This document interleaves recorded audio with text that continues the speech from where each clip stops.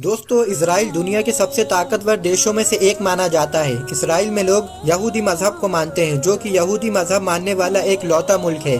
जैसे भारत देश का आज़ादी के बाद बंटवारा हुआ, वैसे ही फिलिस्तीन का भी 3 हिस्सों में बंटवारा हुआ, जिसमें से एक हिस्सा यहूदियों को मिल गया, जिसे इसराइल के नाम से जाना जाता है, और बाकी के 2 हिस्से अरब को मिले। वैसे तो इसराइल में 90 लाख की आबादी है, जिसमें से 20% यानी कि 18 लाख आबादी अरब मुस्लिम की है। इसराइल में अरब मुस्लिम को भी यहूदियों की तरह सभी हक दिए गए हैं, लेकिन अरब मुस्लिम का कहना है कि उनके साथ इसराइल में भेदभाव हो रहा है। फिलिस्तीन से इसराइल के टकराव के बाद लोग जानना चाहते हैं कि इसराइल और यहूदियों का धर्म कौन सा है।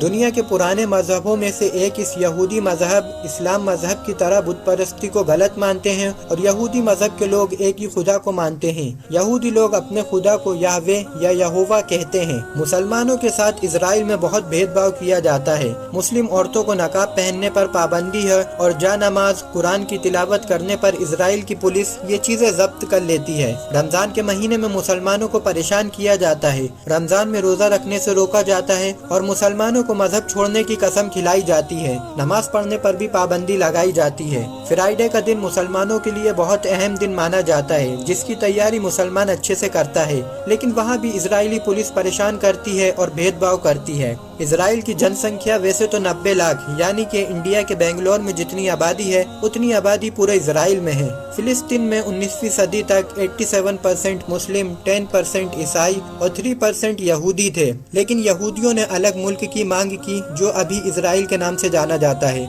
इसराइल दुनिया भर में 100वां सबसे छोटा मुल्क है। अमेरिका के कैलिफोर्निया में इसराइल जैसे 19 देश समा सकते हैं, इतना छोटा है। प्रेजेंट टाइम में इसराइल में 74% आबादी यहूदियों की है, और बाकी बचे गैर यहूदी में ज्यादातर अरब मुस्लिम के लोग हैं। इंडिया में भी यहूदी आबादी है, जो कि करीब 6000 के आसपास है। इंडिया में ज्यादातर यहूदी महाराष्ट्र, बंगाल और नॉर्थ ईस्ट के स्टेट में बसे हैं। दुनिया भर में इसराइल ही ऐसा मुल्क है जहां यहूदी बच्चा कहीं पर भी पैदा हो तो उसे इसराइल की नागरिकता मिल जाती है। दुनिया में यहूदी चाहे किसी भी मुल्क में रह रहा हो, वो कभी भी इसराइल जाकर बस सकता है। इसराइल में हिब्रू जबान बोली जाती है। इसराइल में हिब्रू और अरबी दोनों ही सरकारी जबान है। हिब्रू जबान को बाइबल की जबान माना जाता है, और इसे उर्दू की तरह दाहिनी तरफ से बाईं तरफ लिखा जाता है। इसराइल में बच्चों को 15 साल की उम्र में ही आर्मी की ट्रेनिंग देना शुरू कर दिया जाता है। वहाँ के बच्चों को हाई स्कूल की पढ़ाई के बाद आर्मी की ट्रेनिंग ज्वाइन करनी पड़ती है। लड़कों को 3 साल और लड़कियों को 2 साल सेना में काम करना होता है। इसराइल में हर घर में हथियार होते हैं, और घर के सभी लोगों को हथियार चलाना आता है। वहाँ की औरतें अपने पास हथियार लेके ही चलती हैं। दोस्तों, इसी के साथ वीडियो को खत्म करते हैं। वीडियो पसंद आई हो तो लाइक, शेयर और कमेंट जरूर करें। तब तक मिलते हैं अगली वीडियो में।